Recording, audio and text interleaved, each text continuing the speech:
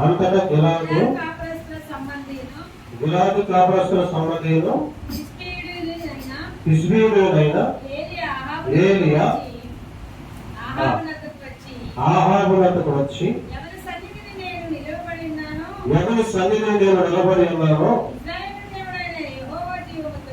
ఇశ్రాయేలు దేవుడైన యెహోవా జీవముతోడు నా మాట ప్రకారము గాక ఈ సంవత్సరములలో మంచైనను వర్షమైనను పడదని ప్రకటించాడు.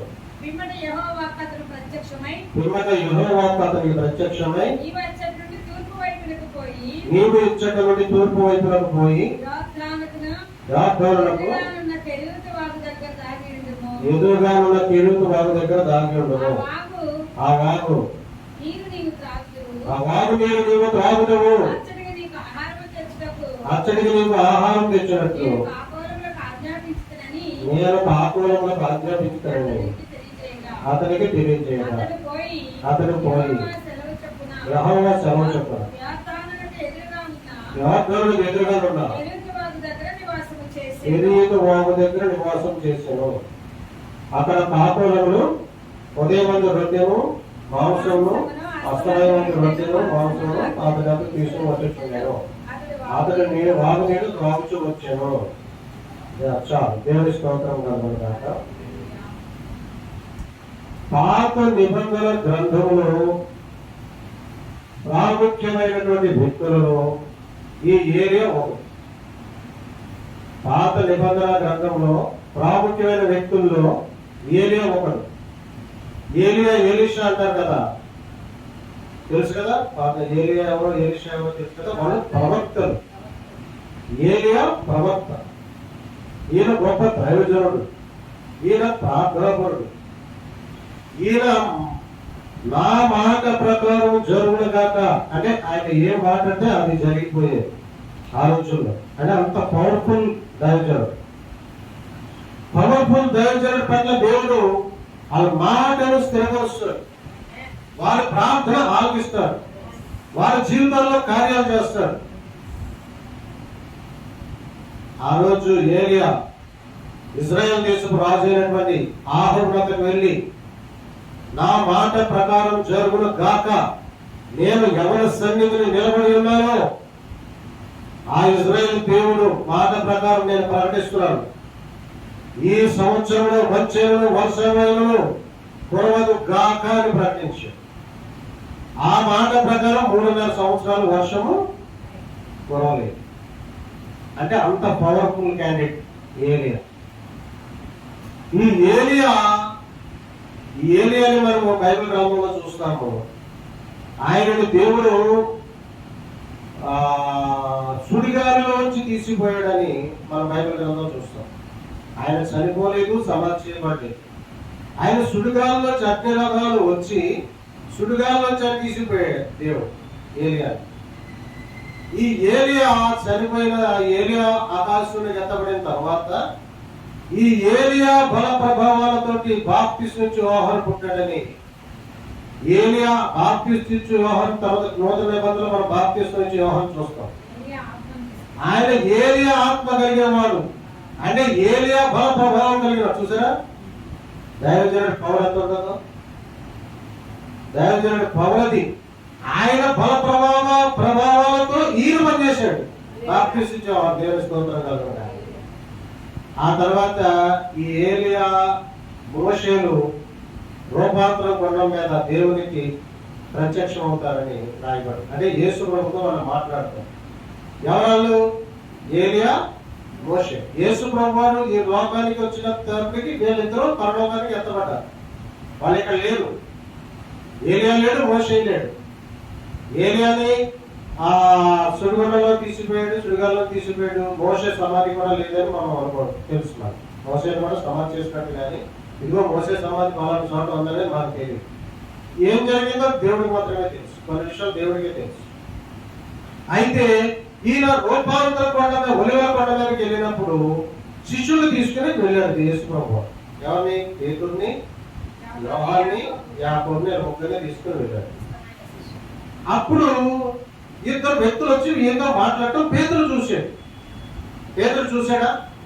వాక్యం చదవండి, మత్తయి సువార్త 17:3 చదవండి. మోషేను ఏలీయాయు వారికి కనబడి ఆయనతో మాట్లాడుచుండిరి. అప్పుడు పేతురు, ప్రభువా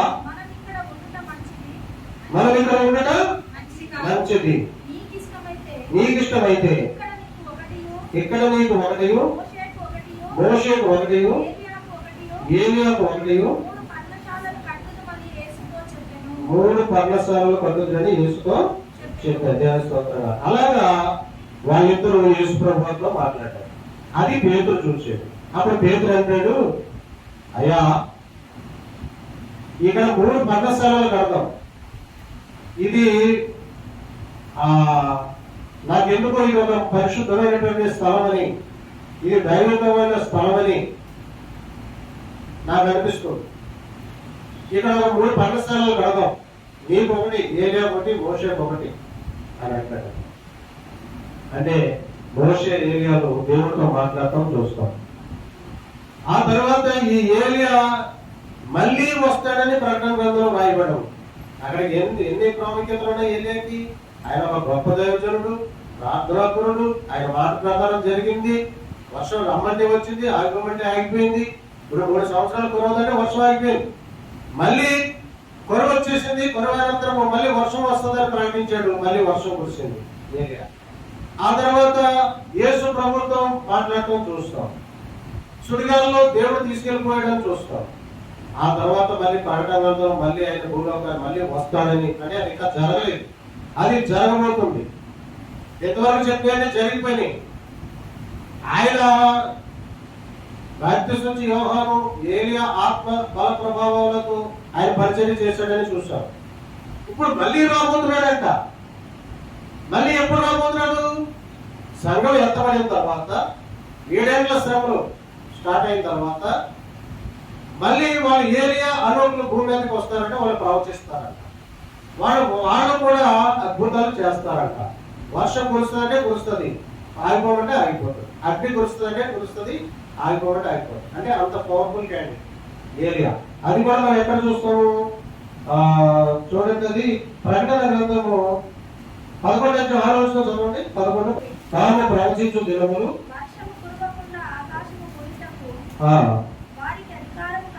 తాము ప్రవచింపు దినములు వర్షం కురవకుండా ఆకాశము మూయటకు వారికి అధికారం కలదు. మరియు వారికి ఇష్టమైనప్పుడల్లా నీళ్లు రక్తముగా చేయటకును నానా విధములైన తెగులతో భూమిని బాధించుటకును వారికి అధికారం కలదు. దేవుని స్తోత్రం కలుగును గాక. అంటే ఇది జరగవలసి ఉంది, ఇది జరగవలసి ఉంది. వాళ్ళు అద్భుతాలు చేస్తారు. ఆ తర్వాత మళ్ళీ వాళ్ళు చనిపోతారు. చనిపోయిన తర్వాత మళ్ళీ జీవాత్మ వాళ్ళు ప్రవేశిస్తుంది. మళ్ళీ లేస్తారు వాళ్ళు. వీళ్ళందరూ అనుకుంటారు వాళ్ళు చనిపోయినప్పుడు 3-4 సంవత్సరాలు డెడ్ బాడీలు మళ్ళీ కింద పడిపోయి ఉంటాయి. వీళ్ళందరూ కూడా సంతలు కొట్టుకుంటారు, చచ్చిపోయారు. కానీ మళ్ళీ జీవాత్మ వచ్చి వాళ్ళు ప్రవేశిస్తూ వాళ్ళు మళ్ళీ లేచి నిలబడతారు. అది అంటే దేవుడి యొక్క బైబిల్ గుర్తించాలి. ఇదంతా కూడా దేవుడి ప్రణాళిక. అది ఇదంతా కూడా దేవుడి ప్రణాళిక. ఏలియా అంతటి గొప్పవాడు. ఆహాబు అంటే ఇజ్రాయెల్ రాజు. ఒక ప్రధానమంత్రి దగ్గరికి వెళ్ళి ఛాలెంజ్ చేసి ఒక విషయం చెప్పాలంటే ఎంత పవర్ ఉండాలి? వీడిని తీసుకెళ్లి జైల్లో పెట్టాలంటే పెట్టేస్తారు, వీడిని ఎన్కౌంటర్ చేసేయమంటే చేసేస్తారు, వీడిని తీసుకెళ్లి అడవిలో వదిలేయమంటే వదిలేస్తారు. మరి ఎంత పవర్ ఉంటే రాజు దగ్గరికి వెళ్ళి ప్రకటించాడు, వర్షం కురవదు అన్నాడు. దేవుడు వర్షం ఆపేశాడు. అంటే దైవజనుల పక్షాలుగా దేవుడు ఉంటాడు. ఆ పవర్ వినియోగించుకొని ఈరోజు మనకే ఉంది. మరి ఏలియాలే ఉండాలి, మరి ఏలియాలేగా ప్రార్థన చేయాలి. ఏలియాలేగా మరి ఏలియా బట్టి ప్రార్థన చేసుకున్న వాళ్ళు ఎవరు మళ్ళీ మనకి భూలోకంలో తెలుసా మీకు? ఆయన ఎవరైనా బైబిల్ కృష్ణ దేవదాస్ అయ్యారు. ఆయన కూడా 120 సంవత్సరాలు బతికాడు. మోషే 120 సంవత్సరాలు బతికాడు. దేవదాస్ అయ్యారు 120 సంవత్సరాలు బతికాడు. బైబిల్ మిషన్ స్థాపించాడు. మోకాళ్ళు పెట్టి తలకై మోకాల్లో పెట్టేసి గంటల ఉండిపోయేవాడంట. మరి అలాంటి ప్రార్థన చేస్తే మనకి జరుగుతాయి. మన ద్వారా కూడా ఆయన బైబిల్ మిషన్ స్థాపించండి. ఈ రోజు ఎంతమంది పొందుతున్నారు, ఎన్ని సంఘాలు కట్టబడ్డాయి, ఎంతమంది దేవజనులు, ఎంతమంది ప్రజలు దీవించబడుతున్నారు, ఎంతమంది ఆశీర్వదించబడుతున్నారు. ఈ రోజు బైబిల్ మిషన్ అంటే మామూలు విషయమా? ఆయన స్థాపించాడు. ఇలా అద్భుత వారు 61 ఎకరం కొన్నాడు. గొప్ప పరిచర్య, 200 సంఘాలు, ప్రపంచంలోనే పెద్ద పేరు సంస్థ. అంటే దీనికి కారణం ఎవరు? ఫౌండేషన్ ఎవరు? ఫౌండేషన్ దేవదాస్ అయ్యారు వేశారు. అదనమాట. అంటే ఆ పవర్ మనకే ఇస్తాడు దేవుడు. మనం కూడా ఎక్కువసేపు దేవుడితో సమయం గడపాలి, ఎక్కువసేపు ప్రార్థన చేయాలి. అంతేగాని మనకేమో ఎంతసేపు మార్తలేగా మరియా మారుతూ ఉంటారు కదా. మరియమ్మ ఏం చేసింది? దేవుడు ప్రభు పాదాల దగ్గరకు వచ్చి కూర్చోండి. దేవుడు ఏమన్నాడు? ఉత్తమమైనది ఇదేనమ్మా అన్నాడు. మార్త ఏం చేస్తుంది? విస్తారమైన పనులు పెట్టుకోండి. ఇంకా మనకి ఇదే సరిపోతుంది. మనకి ఇంట్లో పని చేసుకోవడం, గుండ్లు కడుక్కోవడం, వండుకోవడం, తినడం, బట్టలు ఉతుక్కోవడం, ఇదే సరిపోతుంది మనకి. తర్వాత ఈ డబ్బులు ఎలాగా, ఈ అప్పులు ఎలా తీర్చాలి, ఈ వడ్డీలు ఎలా కట్టాలి, ఇదే సరిపోతుంది మనకి. ఇంకా దేవుడితో ఎక్కడ కలుగుతాం మనం. కానీ దేవుడు అంటున్నాడు, ఉత్తమమైనది ఒక్కటే, ప్రభు పాదాల దగ్గర కాదు. శ్రేష్టమైనది ఒక్కటే, ప్రభు పాదాల దగ్గర కాదు. దేవుడి మాట వినటం, ప్రార్థన ఎక్కువసేపు చేయటం, పరిశుద్ధ గ్రంథం ఎక్కువసేపు చదవటం, ఇవన్నీ చేస్తే మనకు కూడా ఏలియాలకి పౌరిస్తాడు దేవుడు. యాకోబు పత్రిక 5:17 ఏమంటాడు? ఏలియా మనవంటి స్వభావం కలవాడే. మరి ఆయన ప్రార్థన చేస్తే ఎందుకు వర్షం అయిపోయింది? ఆయన ప్రార్థన చేస్తే ఎందుకు తిరిగి వచ్చింది? ఆయన 25 కిలోమీటర్లు పరిగెత్తుకుని ఎందుకు వెళ్ళిపోయాడు? ఆయన 25 కిలోమీటర్లు పరిగెత్తుకెళ్ళిపోయాడు. ఆహం గంట ముందుకు వెళ్ళిపోయాడు, తెలుసు కదా. ఆమెమో రథాలతోటి పరిగెడుతున్నాడు, రథాలతోటి. ఈయన మామూలుగా పరిగెడుతున్నాడు. ఆ ఇజ్రాయేలు ఆహం గంట ముందు వెళ్ళిపోయాడు. ఎవరో ఏలియా. అంటే అంత గొప్ప శక్తి ఎక్కడి నుంచి వచ్చిందంటే అభిషేకం. అది దేవుడి శక్తి, అది దేవుడి బలం. అది అటువంటి అభిషేకము, ఆయన బలము, ఆయన శక్తి పొందుకోవాలంటే మనము కూడా ఎక్కువ సమయం దేవుడితో గడపాలి. తర్వాత అన్నిటికీ ముఖ్యంగా యథార్థంగా ఉండాలి, న్యాయంగా ఉండాలి, ధర్మంగా ఉండాలి. మన సేవకులు ఎంతమంది చూస్తున్నాం ఈరోజు? అదే న్యాయంగా మాట్లాడడం నా బాధ, యథార్థంగా ఉండడం అనేది నా బాధ. ఎంతమంది యథార్థంగా ఉంటున్నారు? ఎంతమంది న్యాయంగా ఉంటున్నారు? ఎంతమంది మరి ఆశపడకుండా ఉంటున్నారు? ఎంతమంది దేవుడే ఇస్తాడు, దేవుడి దగ్గరే పొందుకుందాం మనం. వాళ్ళ దగ్గర చేసాల్సిన అవసరం. భాష గారు ఉన్నాడు, వాసుకోవచ్చు పెడతాడు. ఈ భాషలందరి దగ్గరికి తిరుగుతాడు. ఇక అయ్యా వాసుకోప్ చేస్తాడయ్యా, అయ్యా వాసుకోప్ చేస్తాడయ్యా, అయ్యా వాసు బాగా వసూలు చేస్తాడు. ఒక 10,000 15,000 ఖర్చు మిగలడం చేసుకుంటాడు. ఇది కాదు, కరెక్ట్ కాదు. ఇది ప్రార్థన చేసి దేవుడిని అడిగి ప్రభు నువ్వు విద్యనే చేస్తా, నాకు బియ్యి. ఈ రోజు ఇలా జరుగుతుందని నేనైతే అనుకోలేదు. ఇసుక భోజనాలు పెడతాదని నేను అనుకోలేదు. మీరందరూ వచ్చి ఇలాగా చక్కగా ఈ రోజు జరుగుతుంది. దేవుడి కొద్దిది, దేవుడు మా పక్షాలు ఉన్నాడు. రోజు సిరియల్ కూడా ఏర్పాటు చేసాము. రేపనగా ఈ రోజు భయంకరమైన వర్షం వచ్చింది. ఆ అమ్మ ఫోన్ చేసి అయ్యా ప్రార్థన చేయండి, వర్షం వచ్చేస్తాయో మరి మీటింగ్ అంటే ఏర్పాటు చేసుకున్నాను. పాపం అంటే చేద్దామన్నా వర్షం ఏం రాదులే, కంగారు పడాలనుకున్నాం. ప్రార్థనలో పెట్టాము. దేవుడి కృపను బట్టి వర్షం అయిపోయింది. చక్కగా బ్రహ్మాండంగా ప్రార్థన జరిగింది. 50 మంది 60 మంది వచ్చారు. చక్కగా మరి దేవుడు బ్రహ్మాండంగా పాటలు పాడారు, బ్రహ్మాండంగా ప్రార్థన చేశారు. విజుబోటి జరిగింది, వాక్య పరిచయం జరిగింది. బ్రహ్మాండంగా వాడుకున్నాడు దేవుడు. వర్షం అయిపోయింది. ఎందుకే వర్షం వల్ల ఎప్పుడు వచ్చింది తెలుసా మీకు? అందరూ ఎవరింటిగా వెళ్ళిపోయి వచ్చింది వర్షం. తెలుసా? ఎవరింటిగా వెళ్ళిపోయి వచ్చింది వర్షం. రాత్రి మాత్రం ఎంత వర్షం వచ్చింది? నగరమంతా అంతరాకుతం అయిపోయింది. మహా నరకం రాత్రి. మరి వర్షం ఉందా? మనం ప్రార్థన పెట్టాము, వర్షం లేదు. మేము రాత్రి కూడా అనుకున్నాం ఏంటి పరిస్థితి, మరి పొద్దున వర్షం వస్తే మరి ఎట్లాగా, సర్లే చూద్దాంలే. మరి అంతగా వర్షం వస్తే వంటలు చేయకు, ఆ టైర్కి బాగుంటే వెళ్ళిపోదాము, బయట తెచ్చి పెడదాంలే. రాత్రి అయితే ధ్యానాన్ని అనుకున్నాము. పొద్దునే వర్షం లేదు, వంటలు చేసింది. మీరందరూ వచ్చారు. చక్కగా ప్రార్థన మనం ఎంత చక్కగా ప్రార్థనలు, ఎంత ప్రార్థనలు, ఎంత చక్కగా. అంటే దేవుడు ఉన్నాడు మనందరి. మనం ఇప్పుడు దర్శనం చూసింది కదా సిస్టర్. ఒక వ్యక్తి తెల్ల ఎవరైనా వేసుకోవడం వారే మన మధ్యకి వచ్చేసారు. ఆయన దేవదూతలు, ఆయన సైన్యులు వచ్చేసారు. దేవుడు మన మధ్యకి వచ్చేసాడు. దేవుడు స్తోత్రం కలవడు కాక దేవుడు మనలో ఇక్కడికి వచ్చేసాడు దేవుడు. అదే గురించి ఎప్పుడైనా సరే ఎక్కడ 2-3 ఉంటారో దేవుడు అక్కడ ఉంటాడు.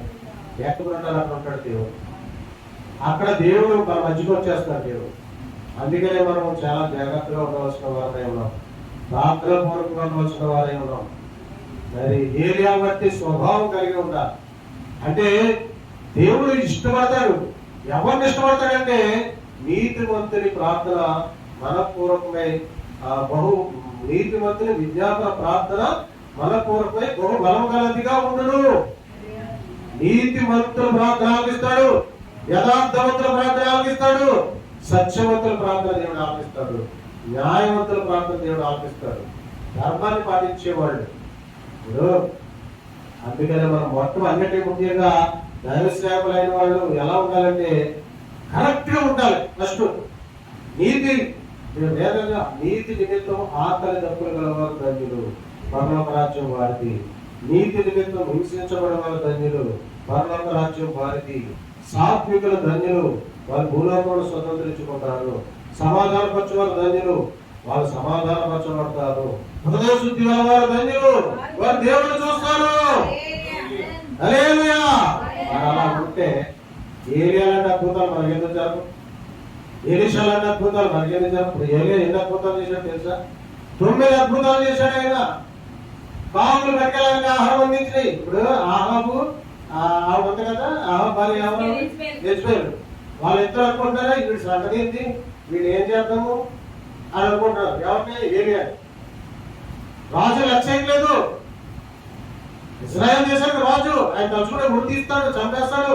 రాజు లక్ష్యలేదు. ఈయన ఏయ్ అంటున్నాడు, వర్షం పడదా నేను తాగేస్తా అన్నాడు. వీడేంటో నేనేమో రాజుని ఈ దేశానికి, నన్ను లక్ష్యలేదు. వీడు వాళ్ళకి ఎక్కడ వేరే బాధ వచ్చేసింది, అలాగే ఈగో ఫీలింగ్ వచ్చేసింది, అలాగే వీడు చంపేయాలి, ఏదైనా చేయాలనుకున్నప్పుడు దేవుడు అన్నాడు, అరే బాబు నాకు కెరీర్ వాళ్ళ దగ్గర దాపో, వెళ్ళిపో కెరీర్ వాళ్ళ దగ్గర దాపను. పరువు వచ్చేసింది, కెరీర్ వాళ్ళ దగ్గర దాపో అన్నాడు. ఆ కెరీర్ దగ్గర ఎందుకని వీళ్ళ భార్య నుంచి తప్పించడానికి ఆ కెరీర్ వాళ్ళ దగ్గరికి పంపాడు దేవుడు. అక్కడ ఉండాలి ఏరియా. కాకులు వచ్చి ఉదయం సాయంత్రం రొట్టె మాంసం అందిస్తున్నాయి. ఆ కెరీర్ నీళ్లు తాగుతున్నాడు. అలాగే ఆయన పోషించబడ్డాడు. అంటే దేవుడు పోషిస్తాడు. ఎలాగైనా కాకులు ఆజ్ఞాపించాడని బైబిల్లో చూస్తాం. కాకులు ఆహారం పట్టుకొచ్చినాయి అంటే దేవుడు ఎంత గొప్పవాడు. కాకులు మాంసం రొట్టి పట్టి రావట్లేదు. దేవుడు తలుచుకుంటే కాకులు పట్టుకొచ్చి ఆహారం అందిస్తాడు. ఆయన చేపలు ఆజ్ఞాపించాడు, చేపలతో శరీరం రప్పించాడు. యోన కడుపు నుంచి చేప కడుపు నుంచి యోన కట్టించాడు. ఇలాంటి అద్భుతాలు మనం ఎన్నో చూస్తాం. అంటే దేవుడికి అసాధ్యమే లేదు, ఆయనకి సమస్తం సాధ్యమే. అటువంటి అద్భుతాలు మన జీవితంలో కూడా జరగాలంటే ఒక ప్రవక్తలాగా అయిపోవాలి మనం, ఒక ప్రవక్తలాగా అయిపోవాలి మనం. ప్రవచిస్తే అది జరిగిపోవాలి. నేను యూట్యూబ్ లో జలప్రలయం వస్తుంది, దేశప్రభు అనుకోండి అని పెట్టాను. ఇప్పుడు మరి జలప్రలయం వచ్చేసింది ఆల్రెడీ. అదో గ్రామం మొత్తం కొట్టుకుపోయిందంట. ఉత్తరకాశీలో ధరేలి అనే గ్రామం వరద వచ్చేసింది. అదంతా కూడా లోతట్టు ప్రాంతం, అది ఆ హిమాలయాలు ఉన్నాయి. సడన్ గా మధ్యాహ్నం వరకు బాగుందంట వాతావరణం. క్లౌడ్ బర్స్ట్ అని జరిగిందంట. మేఘాలు ఒకే చోట పొగడిపోయి క్లౌడ్ బర్స్ట్ అయిపోయి విపరీతమైన వర్షం వచ్చేస్తే, నీళ్ళు వచ్చేసి మొత్తం ముంచేస్తే 100 మంది కొట్టుకుపోయారు. ఆ వాటర్ సీన్లన్నీ మొత్తం కొట్టుకుపోయి ఊరు శ్మశానం అయిపోయింది. యూట్యూబ్ లో చూసారా యూట్యూబ్ లో ధరేలి గ్రామం జలప్రలయం వచ్చేసిందా? జలప్రలయం అంతా దేవుడు నాకు చూపించాడు. కనుక వచ్చి మనిషిని తీసుకుపోతాడని దేవుడు నాకు చూపించాడు. నేను అక్కడే చెప్తానే ఉన్నాను సేవకులకి, అయ్యా ప్రార్థన చేయండి, జలప్రలయం వస్తుందంట, విపరీతమైన వర్షాలు కురుతాయంట, సునామీ వస్తుందంట, అయ్యా ప్రార్థన చేయండి. అయ్యా చెప్పాను మీకు, అందరికీ చెప్తున్నాను. నేను యూట్యూబ్ లో కూడా పెట్టాను. నేను అంటే దేవుడు నాకు బయటకు వచ్చాడు. దేవుడి కృప. ఇంకా ఏది జరుగుతాయో మీకు ఆగస్టు ఇంకా అవ్వాలి, సెప్టెంబర్ అవ్వాలి. అప్పుడు ఈ వర్షాలు చూడండి, నేను ఎంత వర్షం కురిసింది చూడండి, ఎంత బాగుపడిపోయారు. హైదరాబాద్ లో వర్షాలు కొట్టుకుపోయి మనుషులు కొట్టుకుపోయారు. అంటే దేవుడు చెప్పాడు, ఆమోషకాంతంలో చెప్పాడు, ప్రజలు నాకు వ్యతిరేకం అయిపోయినప్పుడు, పాపంలో పడిపోయినప్పుడు, నా మాట విన్నప్పుడు, విగ్రహారాధన వైపు తిరిగినప్పుడు నేను ఇలా చేస్తా. ఇదిగో ఒకసారి ఇక్కడ వర్షం కొడితే అమీర్పేటలో ఉండదు, అమీర్పేటలో వర్షం కొడితే ఇక్కడ ఉండదు, ఇక్కడ వర్షం కొడితే సికింద్రాబాద్ లో ఉండదు. ఇది వరకు పూర్వం చిన్నప్పుడు వర్షం కొడితే దేశం అంతా కురిసేది. ఇప్పుడు అలా లేదు, ఎక్కడ కురుస్తుందో తెలియదు. ఎక్కడ వరదలతో తెలియదు, ఎక్కడ ఇల్లు కొట్టుకుపోతాయో తెలియదు, ఎక్కడ సునామీలు వస్తాయో తెలియదు. సునామీ రష్యా దేశంలో వచ్చేసిందా? రష్యాలో సునామీ వచ్చేసింది, అమెరికాలో సునామీ వచ్చేసింది. మన పాకిస్తాన్ లో వరదలకు ఏం చేశారు తెలుసా? రాత్రి చూసాం, ఒక కుటుంబం అంట ఒక గొట్టె మీద నిలబడి సెల్ఫీ తీసుకుందామని 18 మంది నిలబడ్డారంట. సడన్ గా నది పొంగిపోయింది. వాళ్ళంతా కళ్ళ ముందే ఒక్కొక్కరు కొట్టుకుపోతుంటే ఏం చేస్తారు వీళ్ళు? ఇంక ఏడుతో కూర్చున్నారు. 7 వాళ్ళ కళ్ళ ముందే కొట్టుకుని చచ్చిపోయారు. ఆ తర్వాత వీళ్ళందరి ద్వారా వీళ్ళు కూడా కొట్టుకుపోయారు, మొత్తం కొట్టింది. ఈ రెస్క్యూ టీం వచ్చి మనం కాపాడతానికి ఎవరు రాలేదు. రెస్క్యూ టీం కూడా ఏం చేస్తారు? వాళ్ళు కూడా సాధ్యమైతేనే వెళ్తారు, సాధ్యంగా వెళ్తారా? రెస్క్యూ టీంలో తినలేదు, వాళ్ళందరూ నీటిలో కొట్టుకుపోయారు. అలా ఉంటుంది పరిస్థితి. అలాంటి పరిస్థితులు వస్తాయో దేవుడు ఆమోసు గ్రంథంలో రాశాడు, మత్తయి సువార్త 24వ అధ్యాయంలో రాశాడు. భయంకరమైన దినాలు ఇవన్నీ జరగవలసి ఉన్నాయి. వ్యాధులకు ప్రారంభం, అంతం రాదు. జాగ్రత్తగా ఉండండి, దేవుడిలో ఉండండి, ప్రభువులో ఉండండి అని దేవుడు హెచ్చరిస్తున్నాడు ఈరోజు. అందుకని మనం కరెక్ట్ గా దేవుడిలో ఉంటే కృప వెంబడి కృప, ఆశీర్వాదం వెంబడి ఆశీర్వాదం, బలపడుతూ ఉంటాం. ఈ రోజు రోజుకి దేవదేవబుద్ధి చదువుతాడు. అదే దేవుడిలోకి వచ్చిన తర్వాత దేవుడు వ్యతిరేకం ఉంటే రోజు రోజుకి బలహీనం అయిపోతాం. ఏదో సమస్య ఏమిటి సమస్య, ఇబ్బంది వస్తుంది, చివరికి వాళ్ళు నశించిపోతారని వాక్యం చెప్తాం. కాబట్టి దేవుడిలో కరెక్ట్ గా ఉంటే ఆశీర్వాదం, కృపతో కాపాడుతాడు. కృప వెంబడి కృప, ఆశీర్వాదం వెంబడి ఆశీర్వాదం, సంతోషం, ఆయన సన్నిధిలో సంపూర్ణ సంతోషం, ఆయన సన్నిధిలో ఆశీర్వాదం, ఆయన సన్నిధిలో కాంతి, ఆయన సన్నిధిలో మరి పర్వతాలు కరిగిపోతాయని సెలవిస్తుంది వాక్యం. 97వ అధ్యాయంలో దేవుని సన్నిధిలో పర్వతాలు మైలువలే కరిగిపోతాయని చెప్తాం. ఆయన సన్నిధిలో సంపూర్ణ సంతోషం ఉంటుందని, ఆయన సన్నిధిలో మరి కాంతిని ఇస్తాడంట, ఆశీర్వాదం ఇస్తాడంట. ఆ సన్నిధి మనకి ఎప్పటికీ తోడుగా ఉండాలని ప్రార్థన చేయాలి. దేవుడి సన్నిధి మనందరికీ తోడుగా ఉండాలి కాక.